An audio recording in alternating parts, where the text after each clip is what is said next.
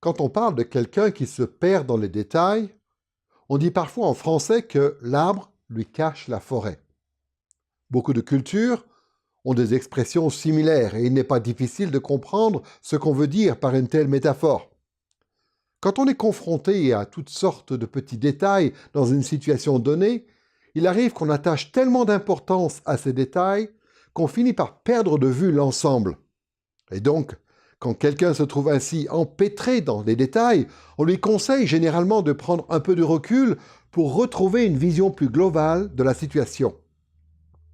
Pour beaucoup de gens, l'Ancien Testament est un endroit où les détails empêchent de voir l'ensemble.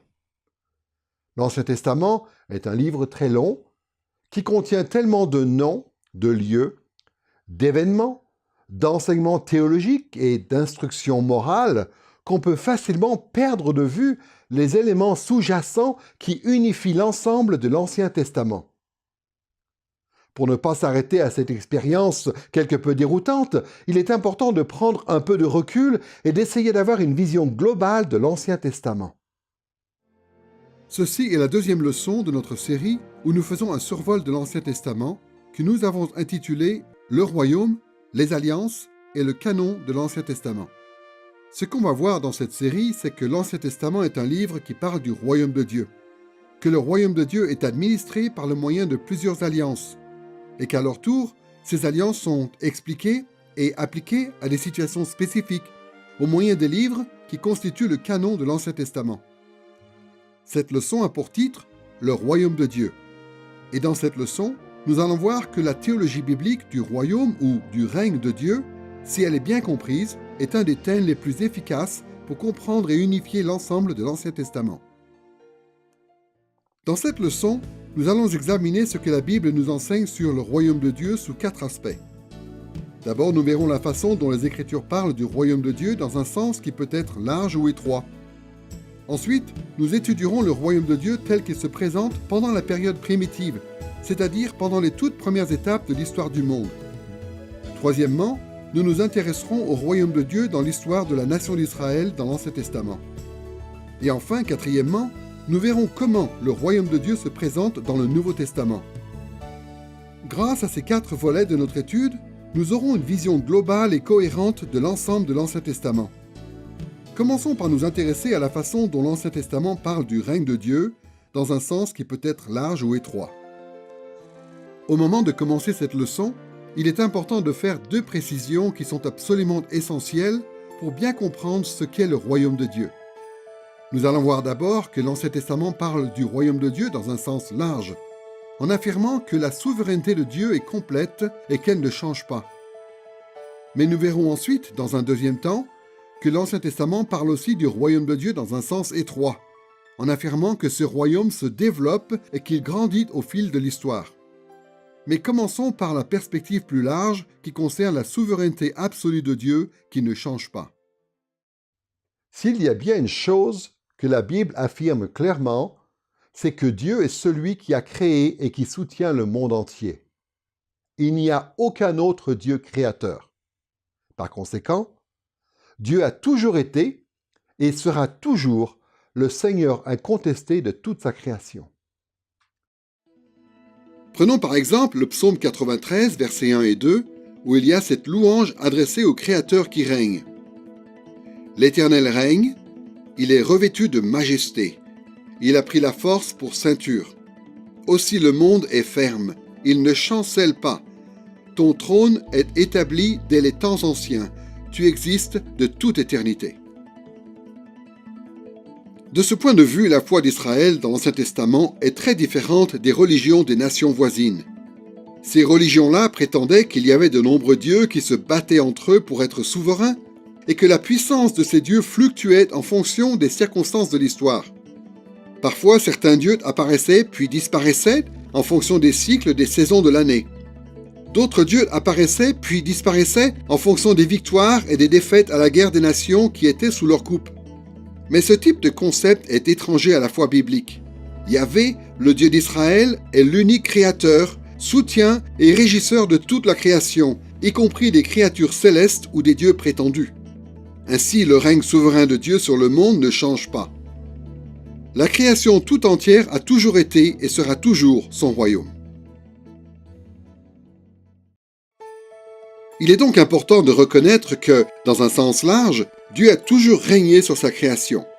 Mais il faut aussi reconnaître que, dans un sens plus étroit, la Bible parle du royaume de Dieu comme de quelque chose qui se développe. Le royaume de Dieu se développe, fluctue et en fin de compte grandit jusqu'à s'étendre sur le monde entier.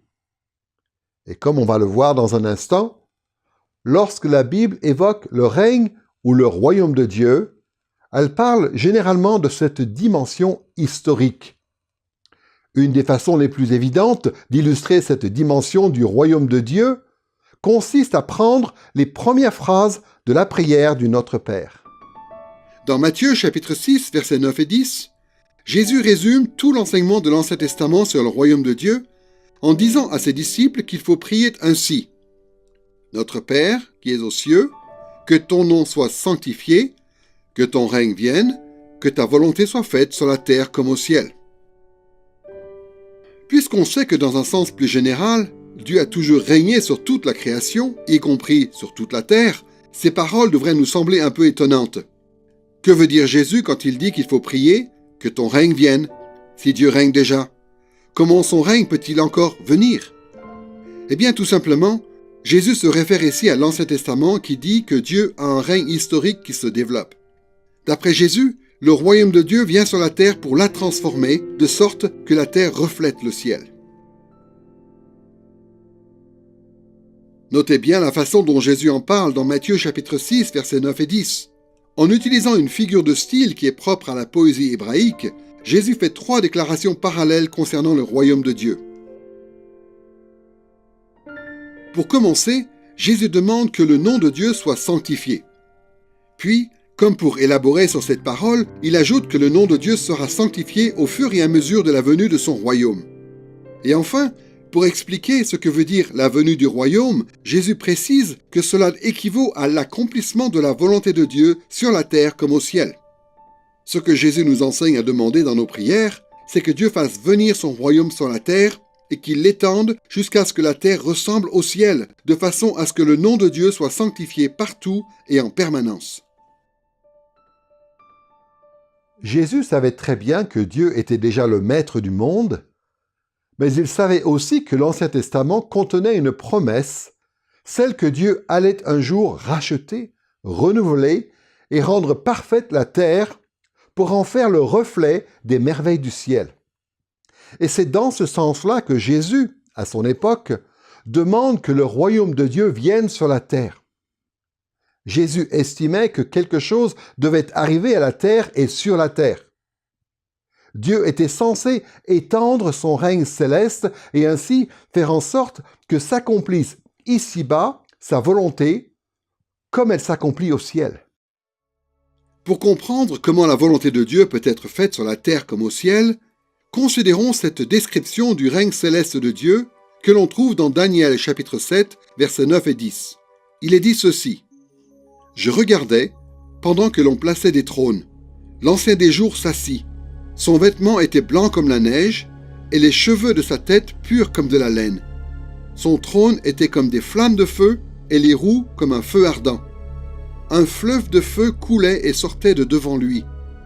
1000 milliers le servaient, et des myriades se tenaient en sa présence. » Cette description du ciel n'est pas inhabituelle, comme le genre de tableau que l'on trouve à chaque fois que les Écritures parlent du trône de Dieu dans le ciel. Mais il y a au moins 2 éléments de ce tableau qui méritent d'être relevés concernant le règne céleste de Dieu. D'une part, nous voyons que Dieu, qui règne dans le ciel, se révèle à ses créatures par une présence spéciale et glorieuse. L'Écriture affirme que Dieu est omniprésent, c'est-à-dire qu'il est partout. Mais étant omniprésent, il est aussi invisible. Or, au ciel, Dieu est assis sur son trône, il porte des vêtements d'une blancheur éclatante et ses cheveux sont blancs comme la laine. Son trône est incandescent, embrassé, et il en découle même un fleuve de feu. La présence spéciale de Dieu dans son palais au ciel est éblouissante. Il apparaît comme étant irrésistiblement glorieux et sa splendeur éclatante remplit le ciel. Mais comparons maintenant la gloire de Dieu au ciel avec sa gloire sur terre. Ce que nous voyons sur terre, au mieux, n'est qu'un pâle reflet de son éclat resplendissant au ciel. Oui, nous voyons la gloire de Dieu qui se reflète dans les merveilles de la création, mais ce n'est rien comparé à la gloire de Dieu au ciel. Donc, quand Jésus prie pour que le règne de Dieu vienne sur la terre à l'image de ce qu'il en est au ciel, ce qu'il veut dire, entre autres, c'est que l'état resplendissant de la présence spéciale de Dieu doit remplir la terre comme cela est déjà le cas au ciel. C'est aussi à cela que pense l'apôtre Jean lorsqu'il décrit la nouvelle Jérusalem qui doit descendre du ciel sur la terre le jour où Christ reviendra. Dans Apocalypse chapitre 21, verset 23, nous lisons ceci. « La ville n'a besoin ni de soleil, ni de la lune pour y briller, car la gloire de Dieu l'éclaire et l'agneau est son flambeau. » Donc, quand Jésus nous enseigne à prier pour que le royaume de Dieu se manifeste sur la terre à l'image de ce qu'il est au ciel, il veut dire notamment que nous devons demander à Dieu de venir sur la terre dans toute sa gloire et sa splendeur royale. D'autre part, nous devons aussi remarquer que la présence glorieuse de Dieu provoque certains effets dans le palais de Dieu au ciel. Comme on l'a vu dans Daniel chapitre 7 verset 10, 1000 milliers le servaient et des myriades se tenaient dans sa présence. Des créatures en nombre incalculable se tiennent devant le trône de Dieu pour le servir, l'adorer et obéir humblement à sa volonté. La présence glorieuse de Dieu va donc également produire cet effet lorsque le royaume de Dieu sera venu sur la terre. Aujourd'hui, sur terre, il est facile de se rebeller contre Dieu. En fait, c'est même ce que font la plupart des créatures ici-bas pour l'instant. Les ennemis de Dieu, qu'ils soient humains ou spirituels, s'opposent à son règne. Mais un jour, lorsque Christ reviendra et lorsque la présence glorieuse de Dieu sera manifestée sur la nouvelle terre, toutes les créatures du monde seront rangées en deux catégories. Celles qui seront détruites et celles qui feront la volonté de Dieu sur terre comme elle est faite au ciel. C'est pour cette raison que l'apôtre Paul, dans Philippiens chapitre 2 verset 10, dit qu'il faut qu'au nom de Jésus, tout genou fléchisse dans les cieux, sur la terre et sous la terre. On voit bien que Jésus a parlé du royaume de Dieu comme d'une réalité historique terrestre qui se développe. Jésus regardait en avant, vers le jour où la gloire de Dieu serait si évidente à travers sa présence manifeste sur la terre que la volonté de Dieu serait faite aussi parfaitement sur la terre qu'au ciel. Et Jésus nous enseigne à avoir la même vision de l'avenir que lui. Nous avons donc pu faire cette distinction nécessaire entre le sens large ou étroit du royaume de Dieu tel que la Bible en parle. Nous pouvons maintenant commencer à voir la façon dont l'Ancien Testament est unifié par ce thème qui concerne le développement du royaume de Dieu sur la terre. À ce stade, nous allons nous intéresser au royaume de Dieu dans le livre de la Genèse, chapitre 1, du premier verset jusqu'au chapitre 11, verset 9. Cette période de l'histoire est parfois appelée la période primitive. En réfléchissant à cette période primitive, nous allons nous attacher à trois éléments en particulier. D'abord, nous allons voir la façon dont cette partie de la Bible définit le lieu du royaume de Dieu sur terre. Ensuite, nous verrons la façon dont la Bible identifie le peuple qui appartient au royaume de Dieu. Et troisièmement, nous verrons la façon dont la Bible décrit l'avancement du royaume de Dieu sur terre pendant cette période. Commençons donc par considérer la façon dont l'histoire primitive établit le lieu du royaume de Dieu. Les premiers chapitres de la Genèse nous expliquent comment Dieu a commencé à faire de la terre l'emplacement de son royaume. Nous allons voir que cette dimension géographique du règne glorieux de Dieu se révèle en deux étapes. D'abord, nous allons voir que depuis le début, Dieu a soumis la terre à une préparation initiale pour qu'elle puisse ensuite accueillir son règne. Et deuxièmement, nous verrons que Dieu prévoyait de faire débuter son règne dans un lieu précis pour qu'ensuite il y ait une expansion continue des frontières de ce royaume jusqu'à inclure le monde entier. Commençons par réfléchir à cette préparation initiale que Dieu a voulu pour la terre en vue d'y bâtir son royaume. Genèse chapitre 1 met l'accent sur la façon dont Dieu a préparé le monde pour qu'il devienne son royaume. Le titre de ce chapitre se trouve au premier verset.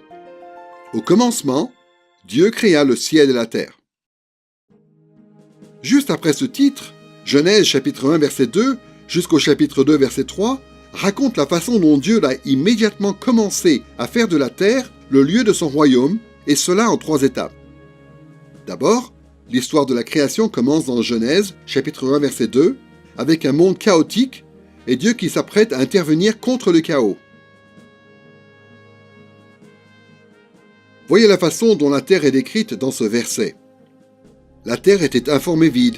Il y avait des ténèbres à la surface de l'abîme, mais l'Esprit de Dieu planait au-dessus des eaux. Il y a deux choses importantes à relever dans ce verset.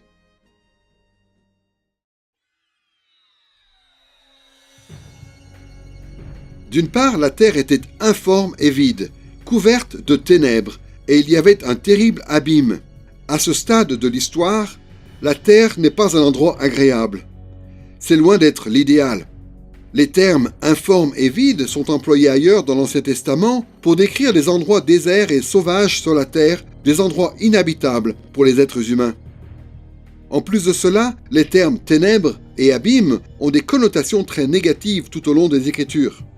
Au commencement, donc, la terre était un lieu hostile, dépourvu de toute vie. Mais d'autre part, le verset 2 nous dit quelque chose de très important concernant le début de l'histoire de la terre. L'Esprit de Dieu planait au-dessus des eaux. Le Dieu de la lumière et de la vie n'allait pas se contenter de laisser la terre dans un état initial caractérisé par le chaos. Il s'apprêtait à intervenir dans un monde ténébreux et sans vie. La deuxième partie du récit de la création est constituée de 6 jours d'aménagement que l'on découvre dans Genèse chapitre 1 versets 3 à 31. Ces versets racontent la façon dont Dieu a aménagé le monde pour qu'il puisse devenir son royaume. Beaucoup de spécialistes font remarquer que ces 6 jours présentent une structure évidente qui reflète la sagesse et les desseins de Dieu dans la façon dont il façonne sa création.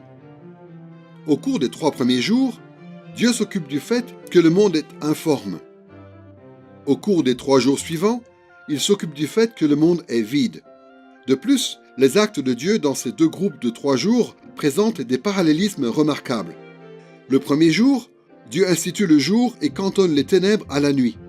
Et de façon parallèle, le 4e jour, Dieu place le soleil, la lune et les étoiles dans le ciel pour maintenir cet ordre. Le 2e jour, Dieu forme l'atmosphère en séparant les eaux qui sont au-dessous de l'étendue d'avec les eaux qui sont au-dessus. Et ensuite, le 5e jour, Dieu crée les oiseaux pour qu'ils remplissent cet espace entre les eaux, et il crée les animaux marins pour qu'ils remplissent les eaux des mers. Le 3e jour, Dieu établit une limite pour les eaux qui sont en dessous du ciel, en faisant apparaître une terre riche et fertile. Et le 6e jour, Dieu crée les animaux de la terre, ainsi que les hommes, pour qu'ils occupent la terre.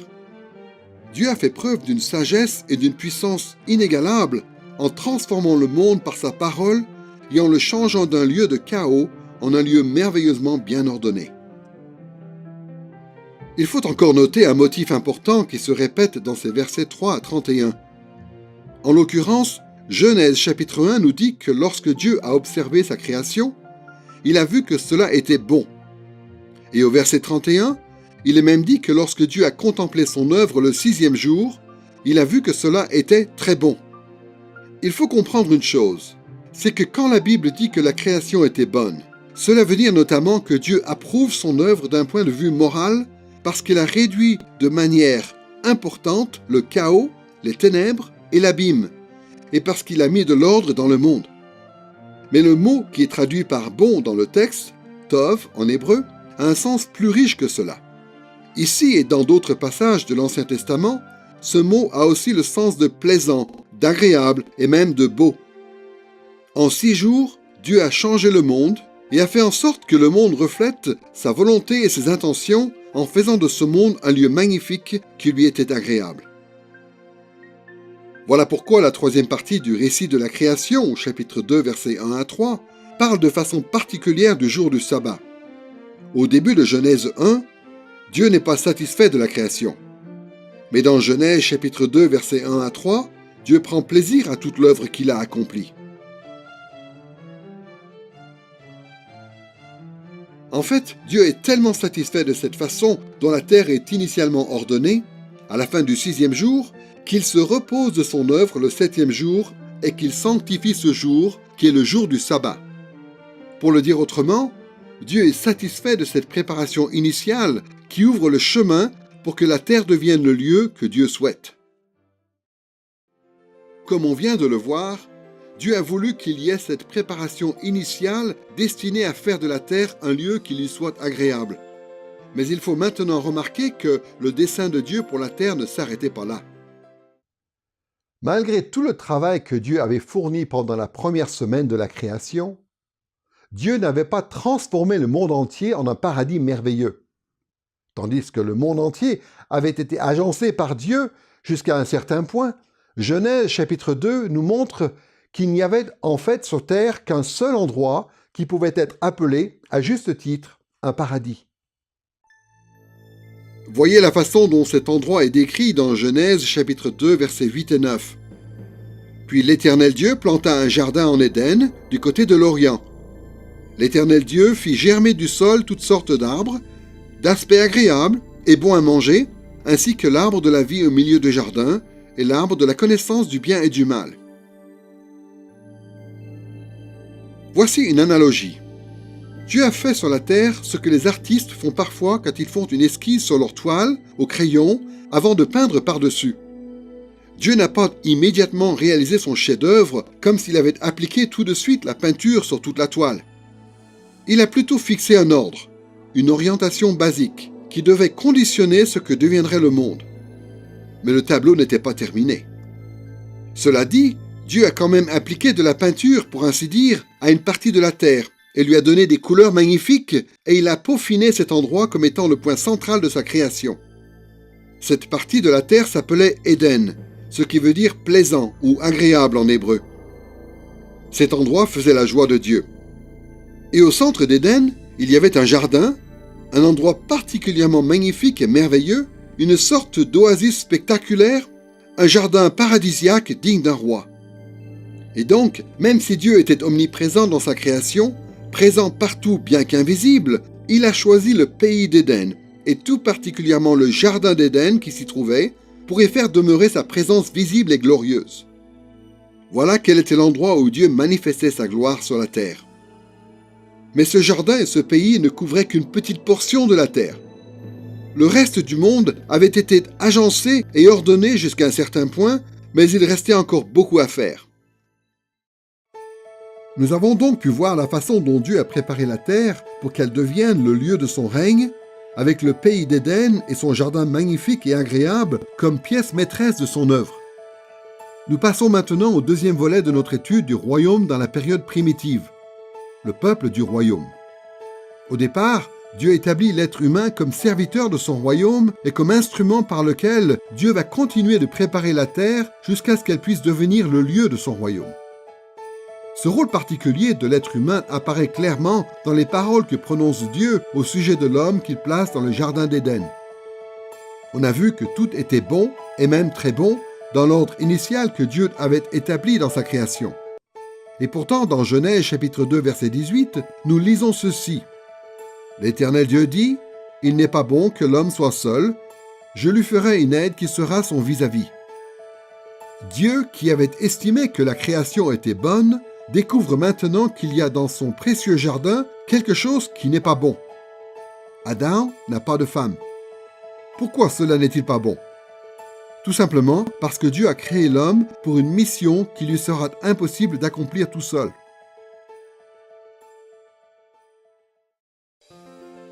On peut comprendre en quoi cette tâche est trop grande pour être assumée par un seul homme si l'on remarque les deux façons dont le rôle de l'humanité est décrit dans ce passage. Dieu a créé Adam et Ève pour qu'ils le servent en tant que prêtres d'une part et en tant que vice-rois d'autre part, c'est-à-dire en tant que ses ambassadeurs ou ses représentants. D'un côté donc, Adam et Ève ont pour mission d'être des prêtres. Ils sont appelés à servir Dieu et à l'honorer par des actes d'adoration. Nous avons déjà vu que c'était là ce que faisaient les créatures qui se tenaient dans la présence de Dieu dans son palais au ciel. Et maintenant, on voit que c'est aussi ce qu'Adam et Ève doivent faire sur la terre. Dans Genèse, chapitre 2, verset 15, il est dit ceci. « L'Éternel Dieu prit l'homme et le plaça dans le jardin d'Éden pour le cultiver et pour le garder. » À première vue, on pourrait supposer que Dieu a simplement demandé à Adam et Ève d'être des sortes de jardiniers, mais en fait, il s'agit de bien plus que cela. L'expression que l'on trouve ici pour le cultiver et pour le garder est inhabituel et a un sens particulier pour Moïse et pour les Israélites qui étaient les premiers destinataires de cette histoire. Par exemple, dans Nombres chapitre 3 verset 8, il y a une expression similaire qui est employée pour décrire le travail des prêtres ou des Lévites dans le tabernacle de Dieu. Il est dit ceci: « Ils auront la garde de tous les ustensiles de la tente de la rencontre et de ce qui est remis à la garde des Israélites. Ils s'emploieront au service du tabernacle. » Le rôle d'Adam et Ève dans le jardin d'Éden est décrit en des termes qui reflètent cette définition technique du rôle des Lévites dans leur sacerdoce. Adam et Ève ont été placés dans le jardin de Dieu, sorte de lieu saint où l'on peut, sur terre, se tenir dans la présence spéciale de Dieu, à l'image de ce qu'est le tabernacle à l'époque de Moïse. Et Adam et Ève y assument un rôle sacerdotal à travers un service d'adoration rendu au grand roi, c'est-à-dire le fait de cultiver et d'embellir son jardin. Adam et Ève sont au service de Dieu en tant que prêtres qui œuvrent dans sa demeure sainte.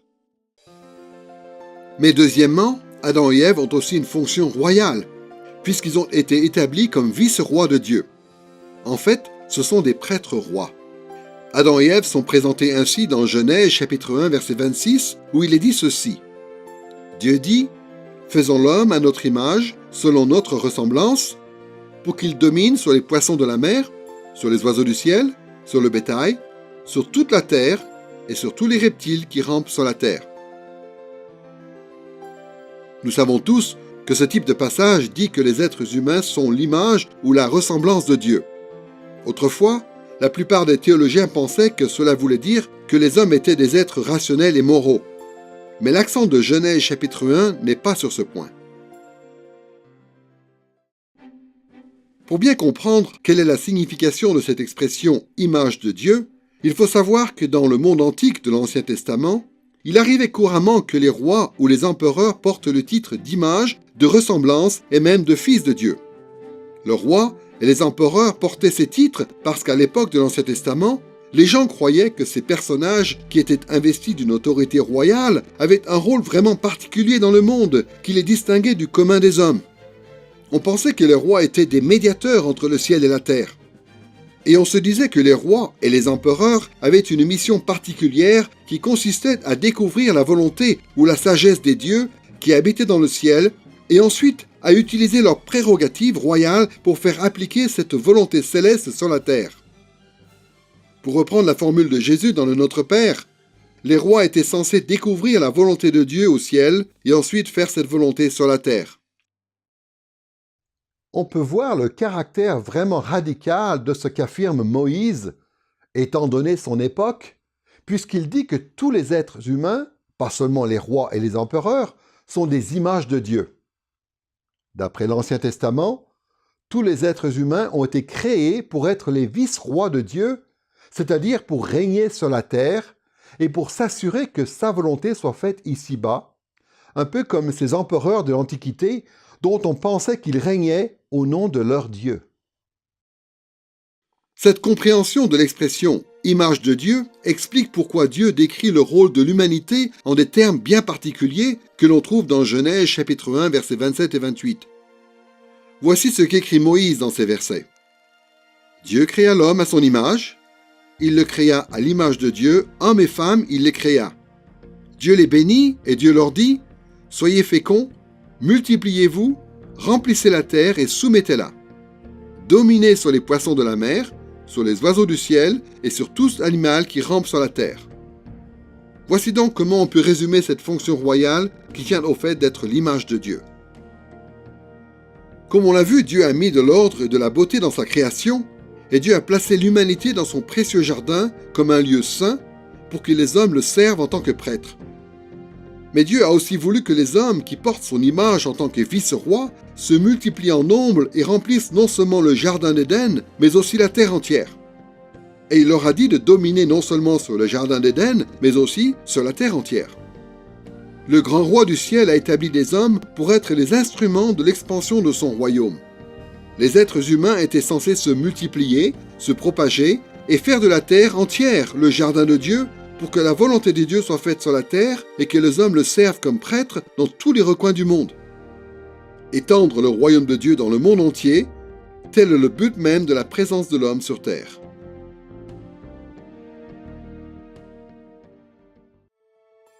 Nous avons donc pu évoquer le lieu que Dieu avait établi pour son royaume au départ, et ensuite le peuple qui faisait partie de ce royaume. Maintenant, nous pouvons examiner l'avancement du royaume de Dieu sur la terre pendant cette période primitive.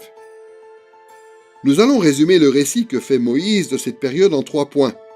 D'abord, nous allons parler de la grande trahison qui a eu lieu à l'encontre du grand roi et dont les conséquences sont cosmiques. Deuxièmement, nous verrons la façon dont la corruption du genre humain a augmenté jusqu'à atteindre des niveaux inimaginables et la façon dont cette corruption a ensuite entraîné le jugement des hommes. Mais troisièmement, nous verrons la stratégie à long terme que Dieu a révélée pour accomplir les desseins de son royaume sur la terre malgré les échecs des hommes. Commençons par la grande trahison qui s'est produite sur la terre. Au lieu de faire appliquer la volonté de Dieu sur toute la terre, Adam et Ève ont succombé à la tentation de Satan et ils se sont rebellés contre leur divin roi en mangeant le fruit interdit.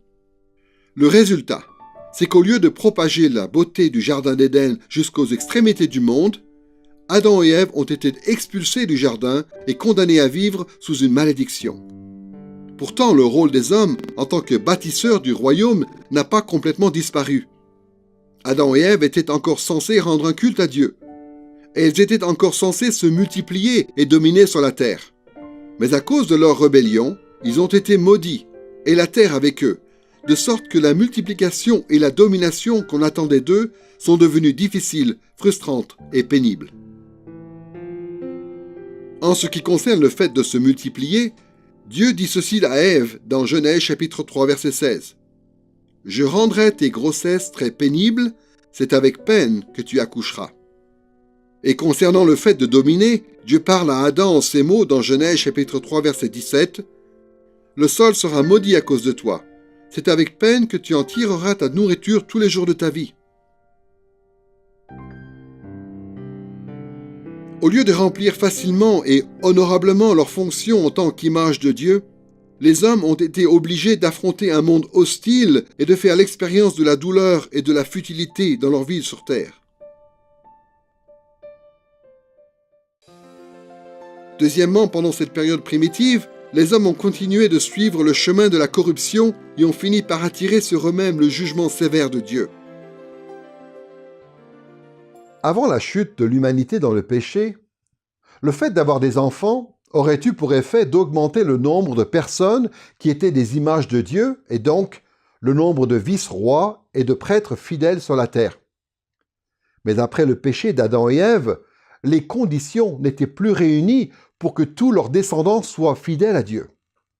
En fait, en raison de leur nature déchue, pas un seul de leurs descendants ne pourrait être fidèle à Dieu sans que Dieu lui-même le rachète et le délivre de la puissance du péché. Malheureusement, la grande majorité des êtres humains a continué à se rebeller contre Dieu. Le fils aîné d'Adam et Ève, Caïn, a assassiné son frère Abel. Et ce qu'on découvre dans la généalogie de Caïn, dans Genèse chapitre 4, c'est que la famille de Caïn a grandi, qu'elle a dominé sur la terre et que sa rébellion a empiré. Au lieu d'exercer dignement leur fonction de prêtre-roi mandaté par Dieu, en façonnant une culture humaine où l'on rendrait un culte à Dieu, où l'on ferait sa volonté sur la terre, les descendants de Caïn se sont plutôt élevés eux-mêmes et ont façonné des cultures qui résistaient au règne de Dieu. Et avec le temps, les êtres humains sont devenus si méchants que Dieu a décidé de détruire l'humanité.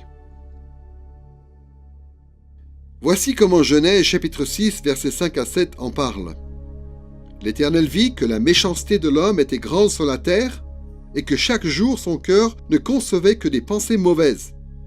L'Éternel regretta d'avoir fait l'homme sur la terre et son cœur fut affligé. L'Éternel dit, « J'effacerai de la surface du sol l'homme que j'ai créé, depuis l'homme jusqu'au bétail, aux reptiles et aux oiseaux du ciel, car je regrette de les avoir faits. »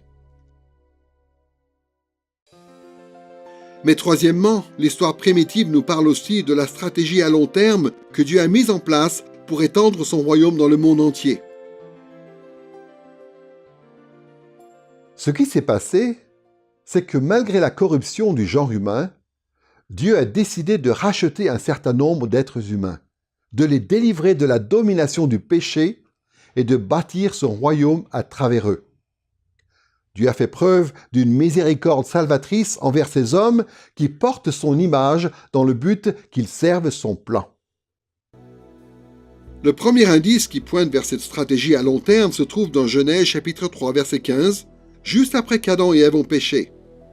Dans ce verset, Dieu maudit le serpent qui a incité Adam et Ève à commettre le péché et il lui dit ceci: « Je mettrai inimitié entre toi et la femme, entre ta descendance et sa descendance. Celle-ci t'écrasera la tête et tu lui écraseras le talon. » Fondamentalement, ce que Dieu promet ici, c'est que même si Satan et les humains qui le suivent vont continuer à attaquer la descendance d'Ève, en fin de compte, sa vraie descendance, l'humanité rachetée, finira par écraser la tête du serpent et ainsi triompher de celui qui a été l'instigateur de cette grande trahison. C'est la raison pour laquelle l'apôtre Paul fait cette promesse aux chrétiens de Rome dans Romains chapitre 16 verset 20. « Le Dieu de paix écrasera bientôt Satan sous vos pieds. » Cette espérance de la rédemption a perduré depuis l'époque d'Adam et Ève jusqu'à aujourd'hui. Par contraste avec la lignée de Caïn qui devient de plus en plus corrompue, un troisième fils est né, Seth, qui remplace le fidèle Abel. Comme on le découvre à travers la généalogie de Genèse chapitre 5, Seth et ses descendants honorent Dieu dans leur vie en essayant de faire sa volonté sur la terre. La situation sur terre va quand même empirer.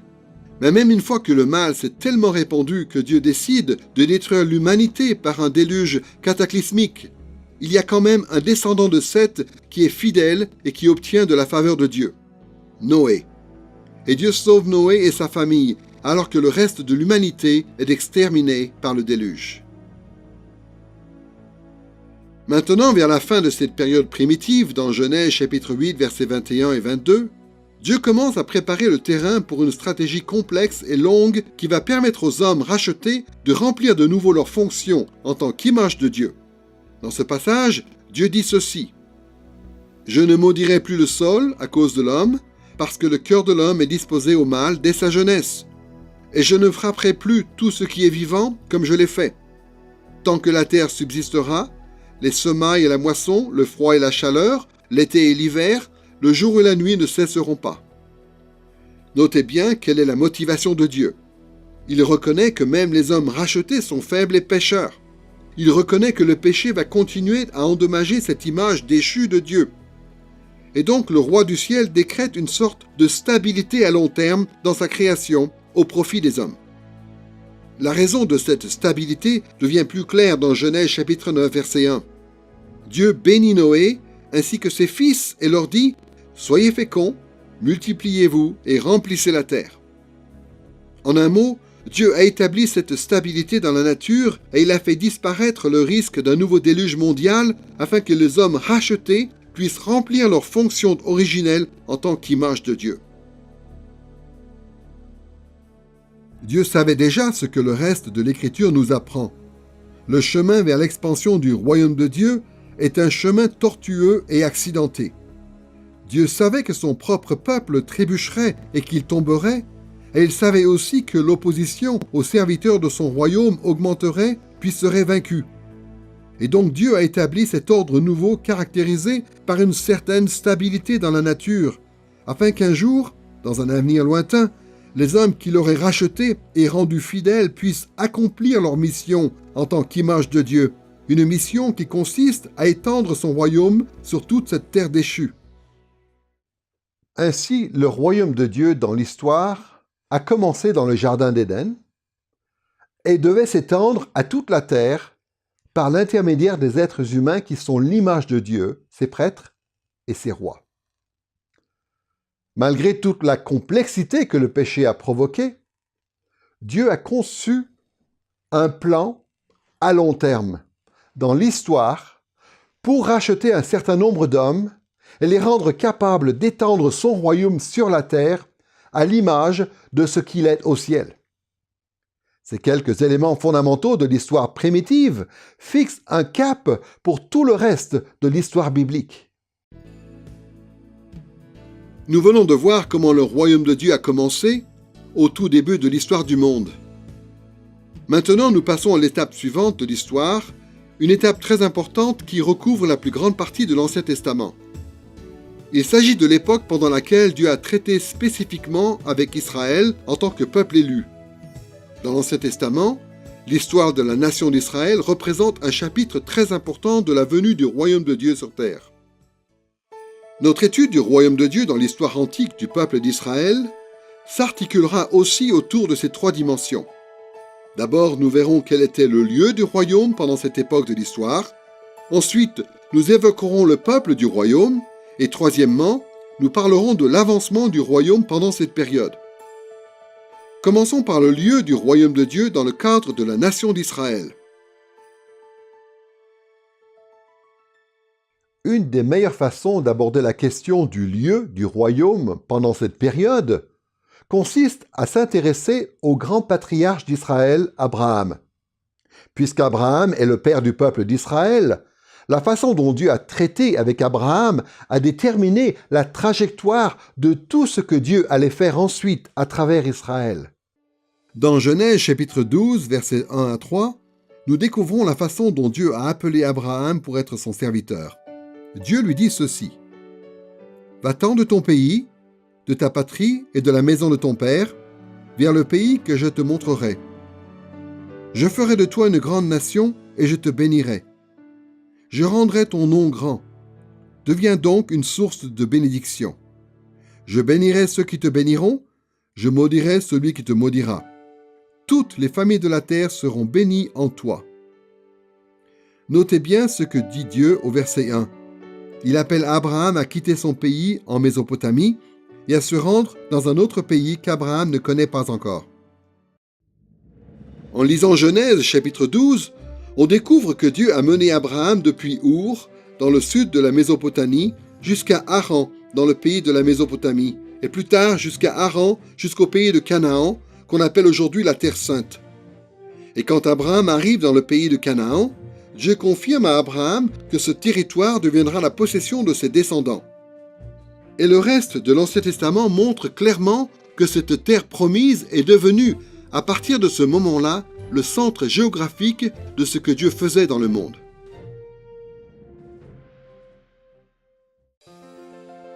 Dans l'appel d'Abraham à rejoindre la terre promise, il y a au moins deux choses qui peuvent nous aider à comprendre le lieu du royaume de Dieu.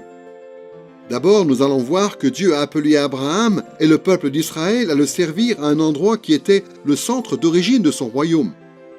Ensuite, nous verrons que Dieu a appelé Israël à œuvrer à l'expansion de son royaume au-delà de ce centre d'origine. Commençons par cette idée selon laquelle Dieu a appelé Abraham et sa descendance à le servir dans un lieu qui était le centre d'origine de son royaume. Comme on l'a vu précédemment, le centre d'origine du royaume de Dieu sur la terre était le Jardin d'Éden. Malheureusement, beaucoup d'interprètes de la Bible ont pensé, à tort, que le pays d'Éden se trouvait en Mésopotamie.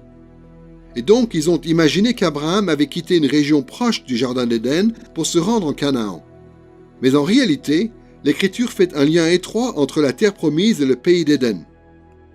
En fait, Dieu a appelé Abraham à retourner dans la région du Jardin d'Éden, plutôt qu'à le quitter.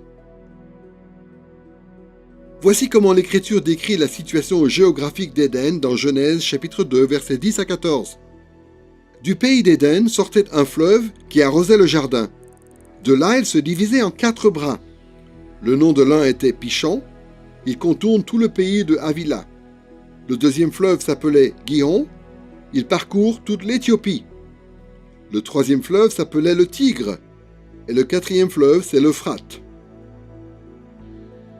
Il y a 4 fleuves qui délimitent le pays d'Éden, le Pishon et le Gihon, qu'on associe au territoire qui se trouve dans la zone sud-ouest, dans la région du nord-est de l'Égypte, et le Tigre et l'Euphrate, qui sont au nord-est du pays de Canaan. Ces références géographiques sont importantes, car elles font penser à la situation de la terre promise. Dans Genèse chapitre 15, verset 18, il est écrit ceci: « Je donne ce pays à ta descendance, depuis le fleuve d'Égypte jusqu'au grand fleuve, à savoir l'Euphrate. » La plupart des interprètes s'accordent sur le fait que le fleuve d'Égypte ne désigne pas le Nil, mais un autre fleuve plus petit dans le nord-est de l'Égypte. Quoi qu'il en soit, le moins qu'on puisse dire, c'est que Dieu a promis à Abraham une terre qui était délimitée par l'Euphrate au nord-est et par l'Égypte au sud-ouest. Et comme on vient de le voir, la description géographique de la terre promise ressemble à celle du pays d'Éden. Bien qu'on ne sache pas exactement jusqu'à quel point on peut associer le pays de Canaan à celui d'Éden, ce qui est clair au moins, c'est que lorsque Dieu appelle Abraham à rejoindre le pays de Canaan, il l'appelle en fait à retourner dans la région où Adam et Ève servaient Dieu à l'origine. Le pays d'Éden avait été établi au commencement pour être le lieu particulier de la présence de Dieu sur terre. Et de la même façon, après les échecs que l'on a vus dans l'histoire primitive, Dieu appelle maintenant son serviteur Abraham à retourner à cet endroit pour commencer à y reconstruire son royaume. Une deuxième chose qu'implique le rapprochement entre la terre promise et le pays d'Éden, c'est que Dieu a donné ce territoire au peuple d'Israël dans l'Ancien Testament, non pas comme une fin en soi, mais plutôt comme un point de départ pour l'expansion de son règne jusqu'aux extrémités de la terre. La terre promise n'est pas l'objectif ultime d'Abraham et d'Israël d'un point de vue géographique. La terre promise est bien trop petite pour accueillir le royaume de Dieu sur la terre. Reprenons Genèse chapitre 12 verset 3. « Je bénirai ceux qui te béniront, je maudirai celui qui te maudira, toutes les familles de la terre seront bénies en toi. » À travers un processus qui consiste à bénir ou à maudire les nations en fonction de leurs attitudes vis-à-vis d'Abraham et de sa descendance, Dieu dit qu'en fin de compte, tous les peuples de la terre seront bénis. Cette promesse ne parle pas seulement de la façon dont la foi d'Abraham, qui est maintenant la foi chrétienne, va s'étendre à des groupes ethniques et à des langues différentes, bien que cela soit un aspect de la promesse. Ce verset comporte aussi une dimension géographique. La bénédiction d'Abraham va s'étendre géographiquement à toutes les familles de la terre. Voilà pourquoi l'apôtre Paul résume la promesse que Dieu a faite à Abraham en employant ce terme particulier dans Romains chapitre 4 verset 13. L'héritage du monde a été promis à Abraham et à sa descendance. Ce n'est pas juste un petit pays qui a été promis en héritage à Abraham, mais le monde entier. Le pays de Canaan n'était qu'un acompte tiré sur cet héritage. L'expansion du royaume de Dieu au-delà des frontières d'origine de la terre promise s'est produite à petite échelle à certains moments de l'histoire de l'Ancien Testament. À partir de l'époque de Moïse, il y a 2 tribus édomies qui occupent des territoires à l'est du Jourdain. Et pendant le règne de certains rois, les frontières d'Israël se sont élargies vers le nord, vers l'est et vers le sud. Dans l'histoire du peuple d'Israël dans l'Ancien Testament, on voit donc que le centre du royaume de Dieu était le pays de Canaan, mais aussi que le royaume de Dieu commençait à s'étendre sur la terre.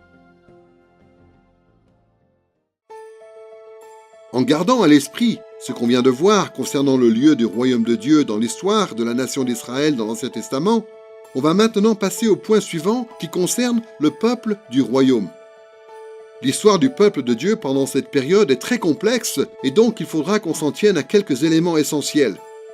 Cela ne va pas nous empêcher de voir quel est, dans l'ensemble, le rôle d'Israël dans le royaume de Dieu et comment cela correspond au dessein originel de Dieu pour l'humanité. Nous allons aborder 3 points.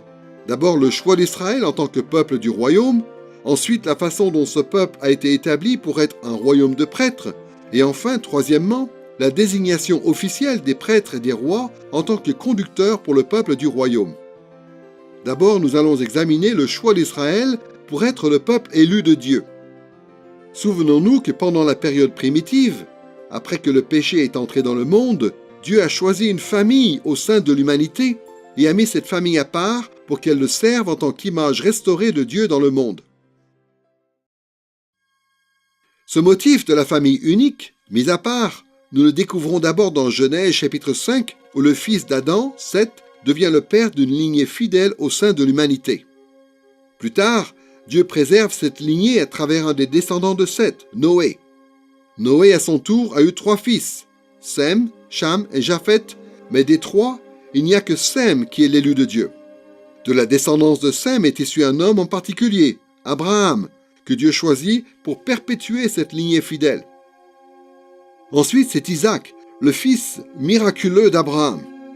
Et après lui, c'est Jacob, le fils d'Isaac, dont le nom est aussi Israël, qui prend la relève en tant qu'image de Dieu et objet de sa faveur. Et enfin, Jacob engendre 12 fils, à savoir Joseph et ses frères, et ces 12 fils deviennent les 12 patriarches des 12 tribus de la nation d'Israël. Ces 12 tribus sont aimées de Dieu et reçoivent le titre spécial de peuple de Dieu. Dieu aime ce peuple comme un père aime son premier-né. De toutes les nations de l'humanité, les tribus d'Israël constituent un peuple à part, le peuple du royaume de Dieu. Deuxièmement, en choisissant les tribus d'Israël, Dieu a établi un royaume de prêtres pour qu'ils puissent accomplir la mission qui avait été confiée à Adam et Ève à l'origine, à savoir celle d'assumer la fonction de prêtre et de roi. Dieu déclare très explicitement qu'Israël doit remplir cette fonction dans le cadre de l'avancement de son royaume. Dans Exode chapitre 19, versets 4 à 6, l'Éternel adresse ces paroles au peuple d'Israël qui est rassemblé au pied du mont Sinaï. « Vous avez vu vous-même ce que j'ai fait à l'Égypte. Je vous ai porté sur des ailes d'aigle et fait venir vers moi. Maintenant, si vous écoutez ma voix et si vous gardez mon alliance, vous m'appartiendrez en propre entre tous les peuples, car toute la terre est à moi. Quant à vous, vous serez pour moi un royaume de sacrificateurs et une nation sainte. » Notez bien ce que Dieu dit au sujet des 12 tribus d'Israël. Elles sont censées être un royaume de sacrificateurs et une nation sainte. Comme on l'a dit, la nation d'Israël devait être sainte, c'est-à-dire à part, distincte, séparée des autres peuples. Mais plus précisément encore, elle devait être un royaume de sacrificateurs ou de prêtres ou encore un royaume sacerdotal. Le fait qu'Israël soit appelé un royaume de prêtres montre qu'Israël était censé remplir la double fonction à laquelle Adam et Ève étaient destinés à l'origine. Souvenez-vous qu'Adam et Ève étaient appelés à servir Dieu dans le monde en tant que prêtres rois. Ici, nous voyons que les tribus d'Israël étaient aussi appelées à être les prêtres rois de Dieu. Troisièmement, même si tout Israël avait le privilège d'être le sacerdoce royal du royaume de Dieu, il faut noter que lorsqu'Israël est devenu une nation puissante, certains Israélites ont reçu des vocations spéciales et sont devenus des prêtres et des rois. Dans un sens général, toute la nation d'Israël était sainte, car elle avait été choisie par Dieu pour être son royaume de prêtres. Mais au bout d'un certain temps, Dieu a sélectionné certaines personnes et certaines familles au sein d'Israël pour être des images de Dieu vraiment à part, en assumant formellement les offices de prêtre et de roi, et en conduisant ainsi le peuple dans sa vocation sainte. Le livre de l'Exode nous apprend qu'Aaron et sa descendance ont été appelés à servir Dieu en tant que prêtres. Leur rôle constituait principalement à représenter le peuple auprès de Dieu, en lui rendant un culte dans sa présence spéciale, au tabernacle et au temple, et en lui offrant leurs sacrifices et leurs louanges. Plus tard, on découvre que David et sa descendance sont établis pour remplir la fonction de roi au sein du peuple de Dieu. Après avoir évoqué le lieu, puis le peuple du royaume de Dieu dans l'histoire de la nation d'Israël à l'époque de l'Ancien Testament, nous passons maintenant aux grandes lignes de l'avancement du royaume pendant cette période. Malheureusement, l'histoire d'Israël ressemble beaucoup à l'histoire primitive. C'est un mélange d'avancées très positives et d'échecs catastrophiques. Le royaume de Dieu a progressé, mais à cause du péché de l'homme, cela n'a pas du tout suffi pour atteindre le but ultime qui était d'étendre le royaume de Dieu jusqu'aux extrémités de la terre. Cette période de l'histoire de la Bible est longue et compliquée. C'est pourquoi nous n'allons aborder que quelques éléments importants. Nous allons survoler 3 étapes de l'avancement du royaume pendant cette période. D'abord, l'étape de la promesse, puis l'Exode et la conquête, et troisièmement, la période que l'on pourrait qualifier de l'Empire d'Israël. Premièrement donc, il y a la période de la promesse. À l'époque d'Abraham, d'Isaac, de Jacob et des 12 chefs des 12 tribus d'Israël, Dieu a fait de nombreuses promesses concernant l'avenir d'Israël. On peut classer ces promesses en 2 catégories principales. D'abord des promesses de multiplication et ensuite des promesses de domination. De la même façon que Dieu a appelé Adam et Ève à se multiplier et ainsi à augmenter le nombre d'images de Dieu sur la terre, Dieu a promis à Abraham que sa descendance se multiplierait et deviendrait innombrable. Voici la promesse que Dieu fait à Abraham dans Genèse chapitre 15, verset 5. « Contemple donc le ciel et compte les étoiles, si tu peux les compter. » Il ajouta, « Telle sera ta descendance. » Comme on l'a vu, Abraham et sa descendance ont été choisis pour montrer la voie au reste des hommes concernant leur rôle en tant qu'image de Dieu. Cela allait se produire notamment à travers la croissance numérique de cette descendance sainte. Ainsi, un jour, les êtres humains rachetés seraient aussi nombreux que les étoiles dans le ciel. C'est la raison pour laquelle le récit insiste tant sur la naissance d'Isaac, l'enfant miracle né d'Abraham et de Sarah. C'est aussi la raison pour laquelle l'histoire biblique s'attache autant aux fils d'Isaac, Jacob, et aux 12 fils de Jacob. Le peuple de Dieu est déjà en train de se multiplier dans l'Ancien Testament, même pendant cette période de la promesse. Et cela explique aussi pourquoi la croissance numérique de la nation d'Israël, en tant que communauté constituée d'images de Dieu rachetées, est un thème important dans tout l'Ancien Testament. Mais les récits bibliques qui concernent les patriarches ne mettent pas seulement l'accent sur une promesse de multiplication. Ils parlent aussi d'une promesse de domination. Non seulement Dieu a-t-il promis à Abraham qu'il aurait une descendance nombreuse, mais il lui a aussi promis que sa descendance posséderait la terre sainte de Canaan. C'est ce qu'on voit dans Genèse chapitre 15, verset 7. Dieu lui dit encore, « Je suis l'Éternel qui t'ai fait sortir d'Our des Chaldéens pour te donner ce pays en possession. » Tout comme Dieu avait dit à Adam et Ève de dominer sur la terre, maintenant il dit que son peuple élu, le peuple d'Israël, pourra dominer et prospérer dans un territoire qui lui est promis. C'est la raison pour laquelle Abraham a acheté symboliquement un petit terrain dans le pays de Canaan pour en faire un lieu de sépulture pour sa famille. De plus, cela explique pourquoi Jacob, ayant quitté le pays de la promesse pendant un temps, y retourne quand même malgré le danger que cela représente.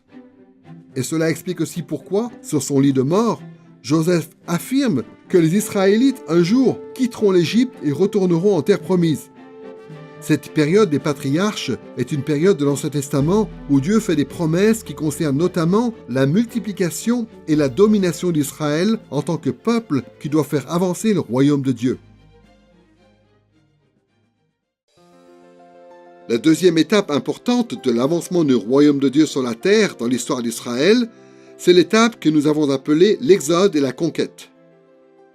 Dans l'Ancien Testament, il y a un passage en particulier qui montre clairement que ce que Dieu faisait dans l'histoire d'Israël pendant cette période était destiné à établir son royaume sur la terre. Ce passage, c'est celui où, après avoir traversé la mer Rouge, Moïse et les Israélites entonnent leur fameux cantique dans Exode chapitre 15, versets 1 à 18. C'est le premier passage dans toute l'Écriture où le thème du royaume de Dieu apparaît explicitement. Dans ce cantique, il y a beaucoup de motifs qui ont un rapport avec le royaume, mais on va en relever un en particulier. Dans Exode chapitre 15, verset 13, il y a ces paroles qui révèlent la confiance de Moïse en l'avenir. « Par ta bienveillance, tu as conduit ce peuple que tu as racheté. Par ta puissance, tu le diriges vers ta demeure sainte. » Notez bien que les Israélites ici louent Dieu parce qu'il est en train de les diriger vers sa demeure sainte. Comme on l'a vu, la terre promise devait être, comme le pays d'Éden, le lieu de la sainte présence de Dieu sur terre. Mais il y a encore autre chose.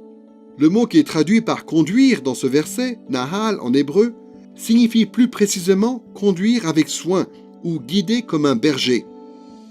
Cette métaphore du berger est souvent utilisée pour décrire le rôle des rois au Proche-Orient à cette époque, et dans la Bible en particulier.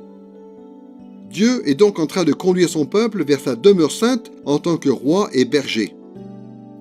Le thème de la royauté de Dieu et du royaume de Dieu apparaît aussi à la fin de ce cantique dans Exode chapitre 15 versets 17 et 18. « Tu les amèneras et tu les implanteras sur la montagne de ton héritage, au lieu que tu as préparé pour ta résidence, ô Éternel. Ô sanctuaire, Seigneur, que tes mains ont établi, l'Éternel régnera éternellement et à toujours. » D'après ces deux versets, Dieu est en train de conduire Israël vers une montagne sainte, vers un sanctuaire qui, un peu plus tard dans la Bible, se révélera être Jérusalem. Mais quelle sera la fonction de cette montagne et de ce sanctuaire? Moïse dit que ce sera la résidence de Dieu. Encore une fois, le terme qui est traduit par résidence ou yashav en hébreu désigne souvent l'emplacement du trône d'un roi. Étant donné les différents motifs relatifs à la royauté dans ce passage, ce sanctuaire sur la montagne peut donc être compris comme étant le lieu où se trouvera le trône de Dieu. C'est pourquoi immédiatement après, au verset 18, on trouve cette louange qui emploie explicitement la terminologie de la royauté. L'Éternel régnera éternellement et à toujours. Dieu a agi comme un roi pour le peuple d'Israël en le conduisant, tel un berger, vers la terre promise où il avait l'intention d'établir Israël en tant que peuple de son royaume, réuni autour de son trône.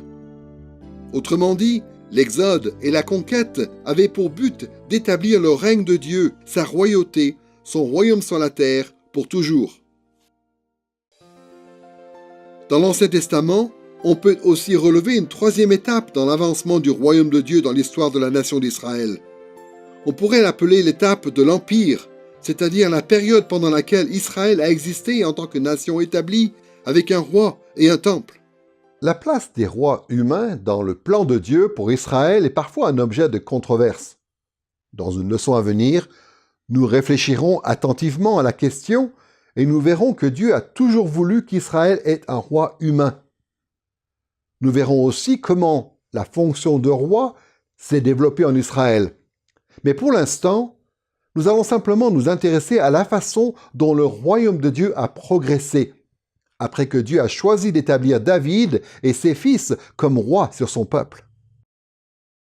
David et son fils Salomon ont fait avancer le royaume de Dieu sur la terre en établissant Jérusalem comme demeure pour le roi et pour le temple. D'une part, le trône de David à Jérusalem signifie la présence d'une dynastie royale qui incarne le règne de Dieu sur la terre. Voici comment le trône de la maison de David est décrit dans 1 Chroniques chapitre 29 verset 23. Salomon s'assit sur le trône de l'Éternel comme roi à la place de son père David. Le trône de David, c'est le trône de l'Éternel. La maison de David est appelée à conduire le peuple d'Israël, en représentant auprès du peuple l'autorité royale de Dieu. David et ses fils ont une fonction officielle éminente en tant qu'image de Dieu qui ont été élevés pour conduire d'autres images de Dieu. D'autre part, David a conçu et Salomon a construit le temple de Dieu que la Bible appelle souvent la maison de Dieu ou le palais de Dieu. Et dans ce temple, les prêtres ont été établis pour conduire le peuple d'Israël, qui est lui-même un royaume de sacrificateurs, dans son service et son culte à Dieu. Or, Salomon a placé au cœur du temple l'arche de l'Alliance que David avait apportée à Jérusalem. L'arche de l'Alliance a une valeur symbolique très importante. Selon David, l'arche de l'Alliance est le marchepied de Dieu. Voici ce que dit David dans 1 Chroniques chapitre 28 verset 2. « J'avais l'intention de construire un temple pour y déposer le coffre de l'alliance du Seigneur, le marchepied de notre Dieu. J'avais donc tout préparé à cet effet. » Le trône de Dieu est dans le ciel, mais c'est l'arche de l'alliance dans le temple de Jérusalem qui est son marchepied. Finalement, Salomon a fait de Jérusalem une capitale pour la maison de David et un sanctuaire royal pour Dieu lui-même. On peut donc voir qu'à l'époque de David et de Salomon, le peuple d'Israël n'est plus la petite tribu nomade qui était à l'époque d'Abraham, mais il est devenu une véritable nation établie à travers l'exode et la conquête. Et enfin, il est devenu l'empire que l'on vient d'évoquer avec un roi et un temple établis dans la grande ville de Jérusalem. Le royaume de Dieu était en train de s'étendre à travers la nation d'Israël. Mais dans quel but Israël est-il devenu un empire? Eh bien, pour le dire simplement, Dieu a conduit son peuple dans cette trajectoire pour qu'à travers le roi humain d'Israël, qui était le roi serviteur élu de Dieu, le règne de Dieu puisse s'étendre jusqu'aux extrémités de la terre. Voici comment le psalmiste évoque le plan de Dieu à cet égard dans Psaume 72, versets 1 à 17. « Ô Dieu, donne tes jugements au roi et ta justice au fils du roi. Il dominera d'une mer à l'autre et du fleuve aux extrémités de la terre. Tous les rois se prosterneront devant lui, toutes les nations le serviront. Son nom subsistera toujours, aussi longtemps que le soleil, son nom se perpétuera. Par lui, on se bénira mutuellement, toutes les nations le diront heureux. Il y a plusieurs éléments importants ici. D'abord, le psalmiste prie pour que la maison de David soit bénie, pour qu'elle soit caractérisée par la justice de Dieu. Ensuite, le psalmiste sait que cela entraînera une expansion importante du royaume de David. La maison de David va ainsi régner sur toute la terre. Son règne ira d'une mer à l'autre, et tous les rois de toutes les nations serviront le roi qui sera sur le trône de David et qui incarne les jugements et la justice de Dieu. Le règne du serviteur élu de Dieu, du roi d'Israël, va déployer le règne de Dieu sur toutes les nations de la terre. Mais pourquoi une telle expansion du royaume de Dieu? Dans quel but? Eh bien, de façon extraordinaire, le psaume 72 affirme que le but de cette étape impériale de l'histoire d'Israël est d'atteindre l'objectif pour lequel Dieu a choisi Israël à l'origine. Rappelez-vous que dans Genèse chapitre 12 verset 3, Dieu a dit dans quel but il appelait Abraham à le suivre. Il a dit « Toutes les familles de la terre seront bénies en toi ». Mais comment cette promesse faite à Abraham allait-elle se réaliser? Regardons de nouveau le psaume 72 verset 17. Il y est dit qu'à travers le règne juste de la maison de David, par lui on se bénira mutuellement, toutes les nations le diront heureux. Il y a une allusion évidente à Genèse chapitre 12 verset 3. Le but dans lequel Dieu a choisi Abraham à l'origine sera atteint, lorsque la maison de David aura étendu la bénédiction de Dieu à toutes les nations. Le règne de la maison de David doit donc permettre que s'accomplisse le but de l'existence d'Israël à l'origine. Mais qu'est-ce qui doit en résulter? Pourquoi la maison de David doit-elle propager la bénédiction d'Abraham au monde entier? Tout simplement pour que le règne glorieux de Dieu s'étende jusqu'aux extrémités de la terre. Et c'est la raison pour laquelle le psaume 72 s'achève sur cette formidable louange adressée à Dieu au verset 19. « Béni soit à jamais son nom glorieux, que toute la terre soit remplie de sa gloire. Amen, Amen. » Ce dernier verset du psaume 72 révèle quel est le but ultime de tous ces développements qui ont eu lieu dans l'histoire d'Israël, depuis les promesses faites aux patriarches jusqu'à l'époque de l'Empire, en passant par l'Exode et la conquête. Ces différentes étapes du royaume tendent toutes vers un but précis: remplir la terre de la gloire de Dieu. À travers le règne de la maison de David, le royaume de Dieu doit s'étendre depuis les frontières d'Israël jusqu'aux extrémités du monde, jusqu'à ce que la présence glorieuse de Dieu soit manifeste sur toute la terre comme elle l'est au ciel. On a donc pu voir quels étaient les contours du royaume de Dieu dans l'Ancien Testament, d'abord dans l'histoire primitive, puis dans l'histoire de la nation d'Israël. Maintenant, nous pouvons passer au dernier volet de cette leçon qui concerne le royaume de Dieu dans le Nouveau Testament. En tant que le disciple de Christ, il nous faut comprendre ce que dit le Nouveau Testament sur le royaume de Dieu si nous voulons appliquer correctement l'Ancien Testament à notre époque.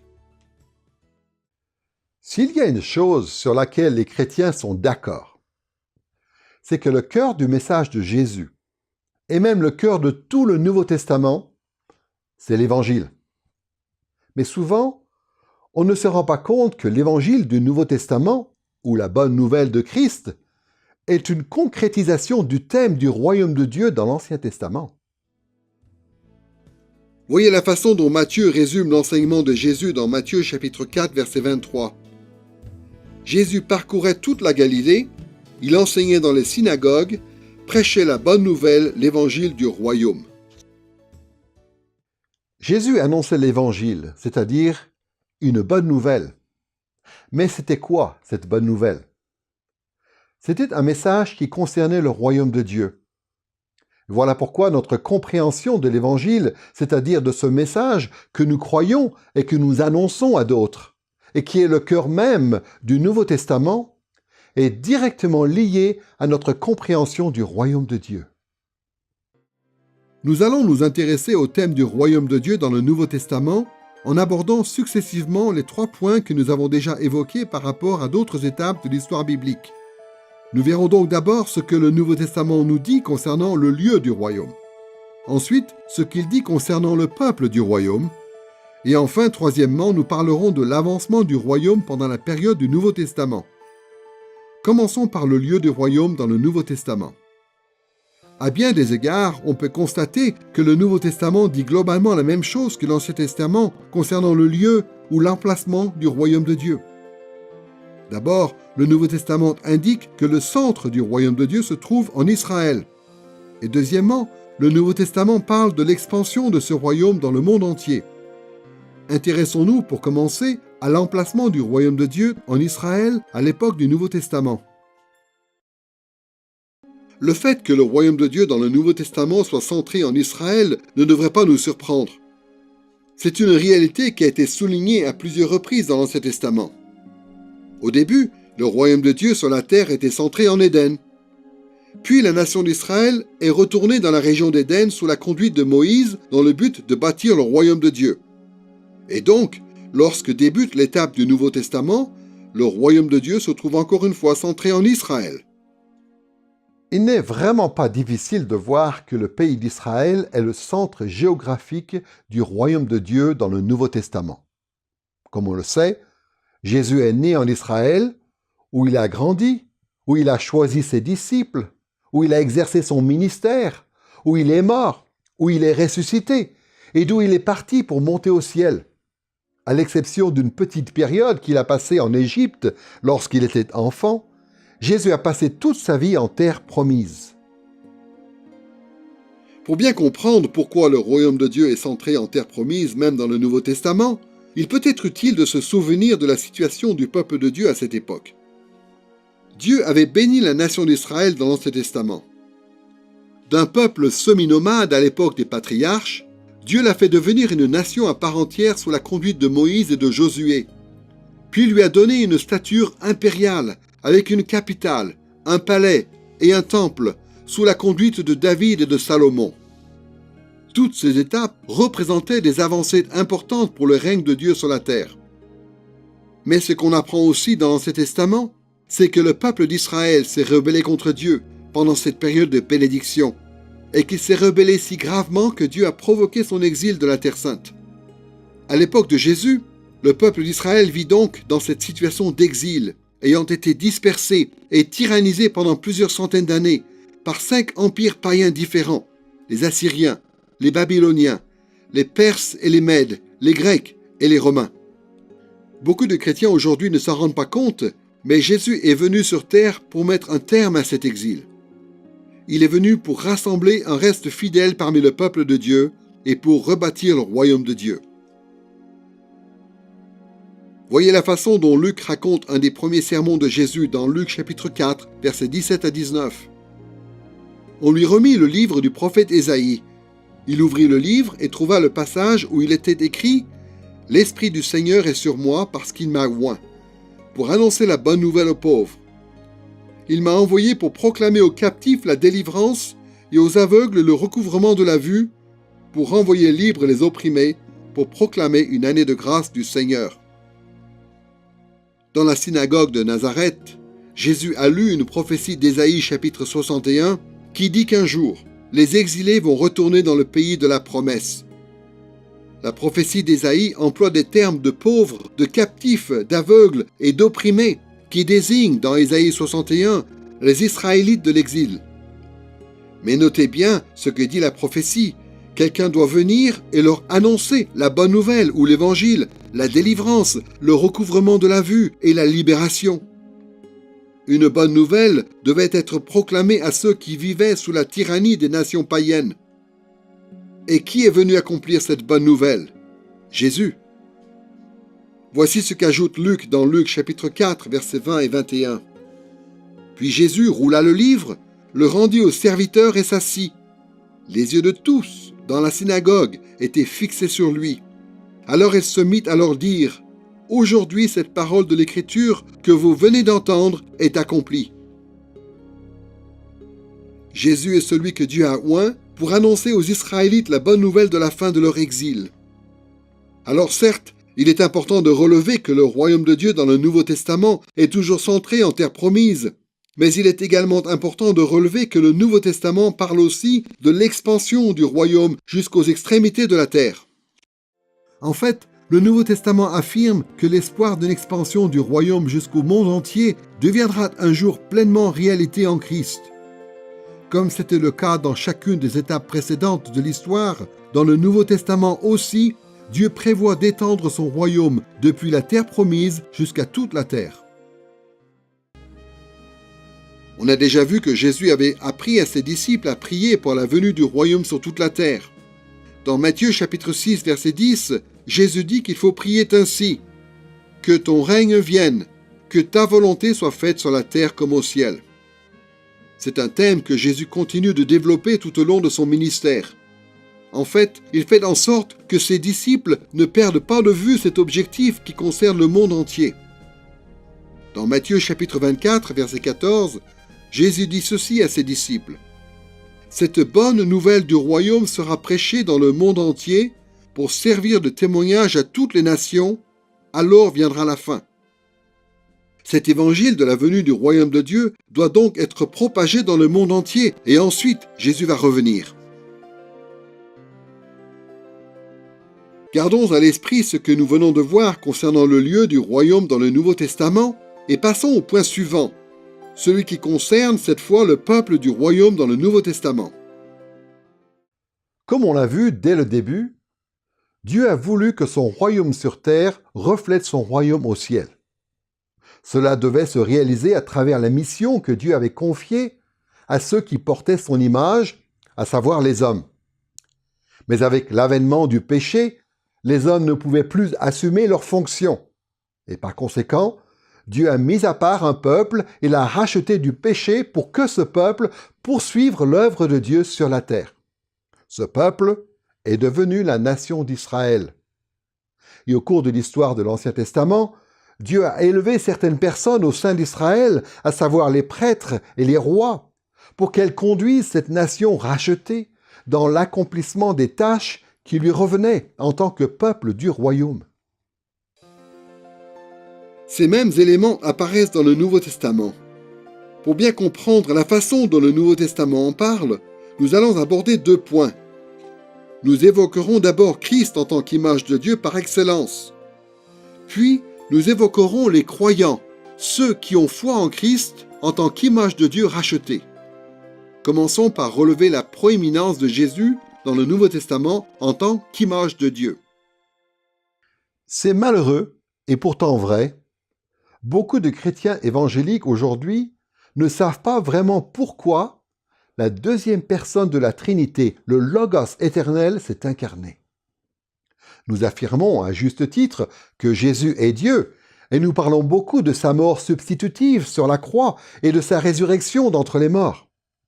Mais bien souvent, les chrétiens d'aujourd'hui ne voient pas vraiment pourquoi il fallait que Jésus devienne un homme pour pouvoir accomplir ces choses. Eh bien, une des façons les plus simples d'expliquer pourquoi Dieu s'est fait homme consiste à regarder quel était le rôle de l'humanité dans le royaume de Dieu et ensuite la façon dont Jésus a parfaitement accompli ce rôle. Ce rôle a 2 aspects particuliers qui méritent notre attention. D'abord, Jésus est le dernier Adam. Ensuite, il est pour nous à la fois prêtre et roi. Nous avons tous déjà entendu parler de ce parallèle ou de cette symétrie que l'apôtre Paul voit entre Adam et Christ. Il mentionne cette corrélation à plusieurs reprises dans ses épîtres. Ce qu'il veut dire tout simplement, c'est que Christ a inversé la malédiction qu'Adam avait provoquée. D'un côté, le péché d'Adam condamne l'humanité, mais de l'autre, l'obéissance de Jésus accomplit le rôle de l'humanité en tant qu'image de Dieu. La formulation la plus succincte de cette idée de Paul se trouve peut-être dans 1 Corinthiens chapitre 15, versets 21 et 22, où il dit ceci : « Car puisque la mort est venue par un homme, c'est aussi par un homme qu'est venue la résurrection des morts. Et comme tous meurent en Adam, de même aussi tous revivront en Christ. » Ces paroles de l'apôtre ne sont pas forcément celles qu'on attendait. On aurait pu supposer que Paul dise « La mort est venue par un homme, mais la résurrection des morts est venue par la puissance de Dieu. » Certes, ce n'est pas faux, mais ce n'est pas ce que Paul veut souligner ici.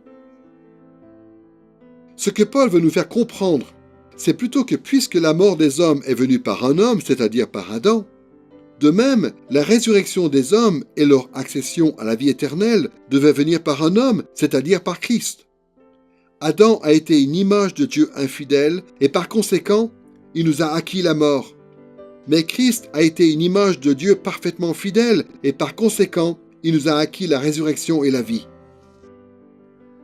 En mourant sous la malédiction d'Adam, Christ s'est substitué à tous ceux qui auraient foi en lui. Après quoi, Dieu a récompensé sa fidélité en lui accordant notamment la victoire sur la mort et la domination sur toute la création. Voilà une des raisons pour lesquelles le Nouveau Testament insiste tant sur la nature humaine de Christ. Il est le dernier Adam. Il est l'homme qui a pleinement assumé le rôle qui avait été confié à l'humanité depuis le commencement. Grâce à l'obéissance de Christ, le plan de Dieu pour son royaume va pouvoir s'accomplir.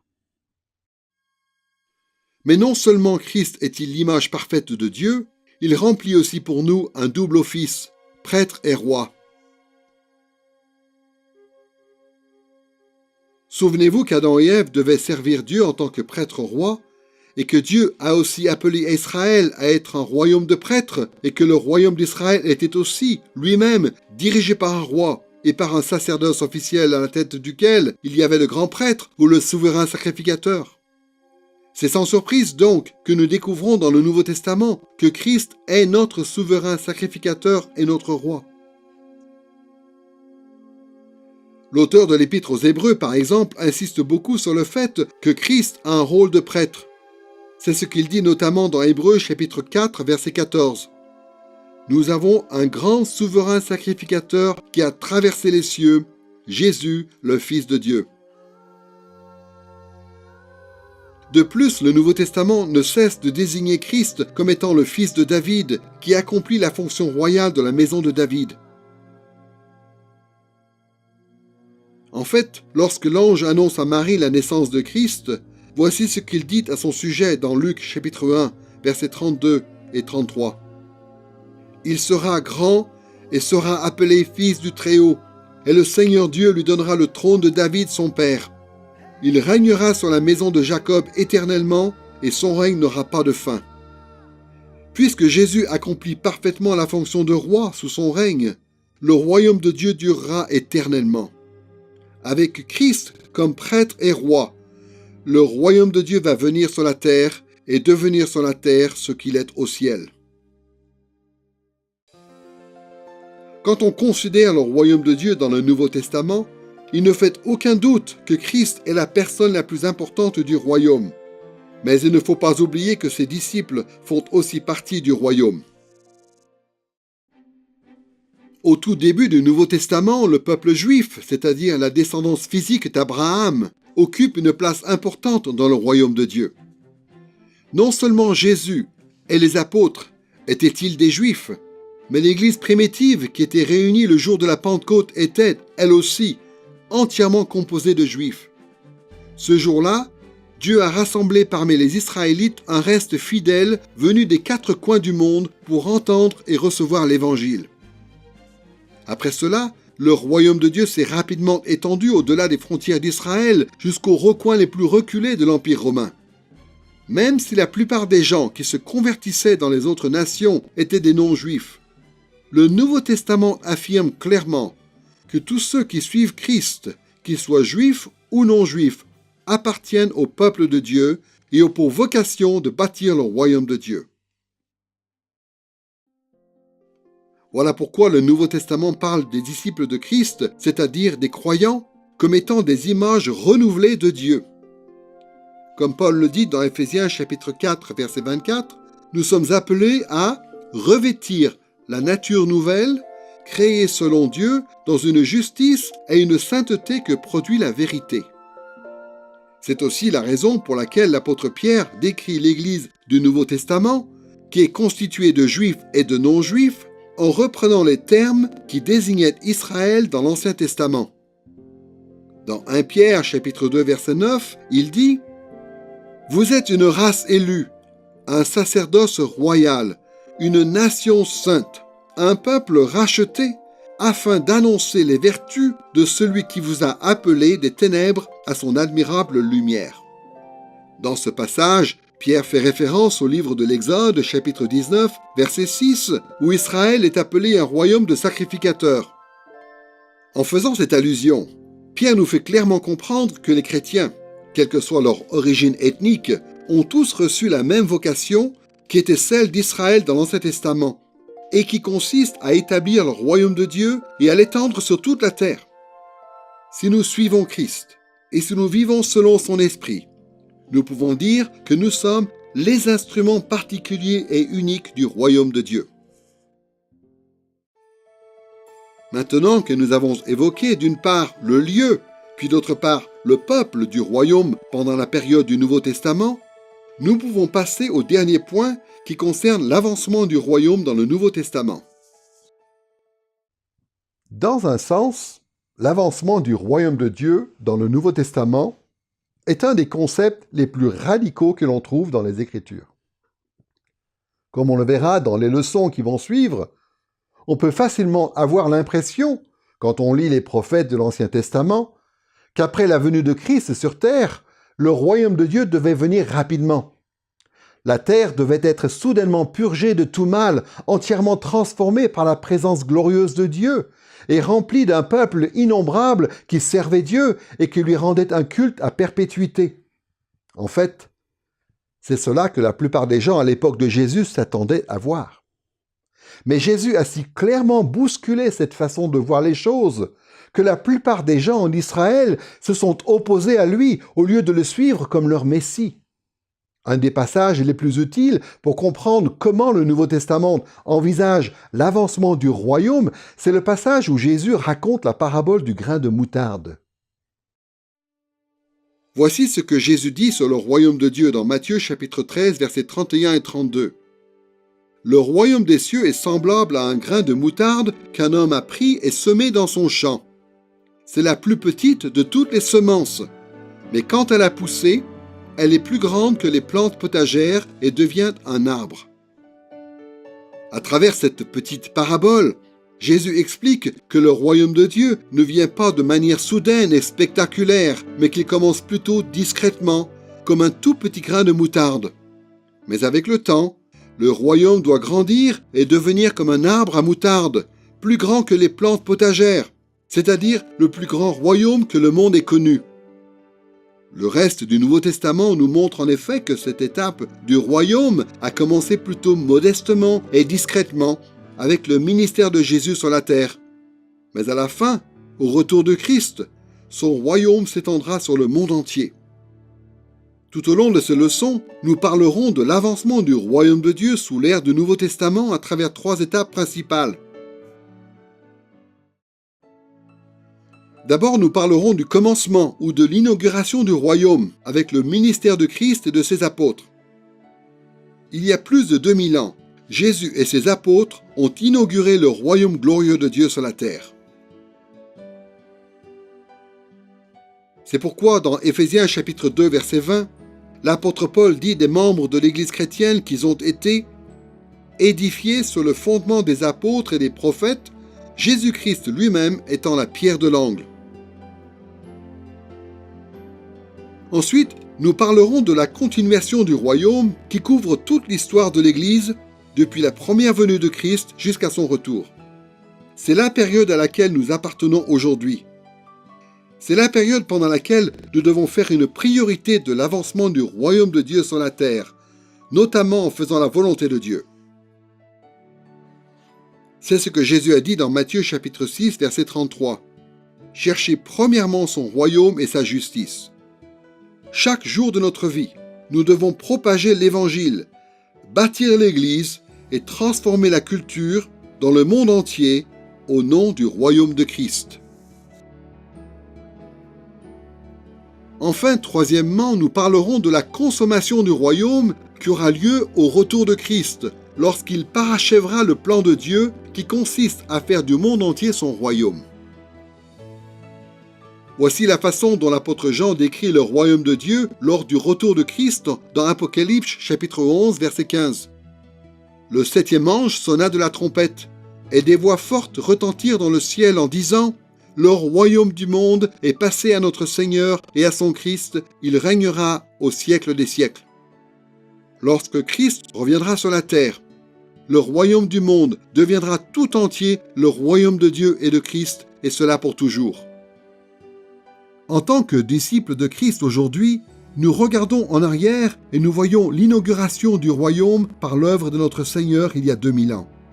Maintenant, nous prenons part à l'expansion de son royaume, pendant cette période qui est celle de la continuation du royaume. Et nous prions, nous œuvrons, et nous nous préparons pour le jour où Christ établira définitivement le royaume de Dieu sur la terre comme il est au ciel. C'est là le cœur de la foi chrétienne, comme c'était aussi le cœur de la foi de l'Ancien Testament. Toute l'espérance qui concernait le royaume de Dieu dans l'Ancien Testament trouve son accomplissement en Christ, à travers ces 3 étapes qui sont l'inauguration, la continuation et la consommation du royaume de Dieu. Dans cette leçon, nous avons abordé ce thème très important dans la Bible qu'est le royaume de Dieu. C'est une des meilleures façons d'avoir une vision d'ensemble de l'Ancien Testament. Nous avons vu en effet que Dieu avait prévu dès le commencement de faire venir sur terre son règne céleste.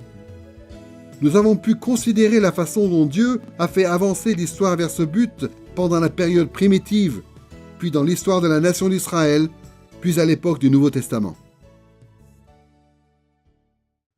En poursuivant notre survol de l'Ancien Testament, nous reviendrons régulièrement sur ce thème du royaume parce que c'est le thème qui unifie le mieux tout l'Ancien Testament.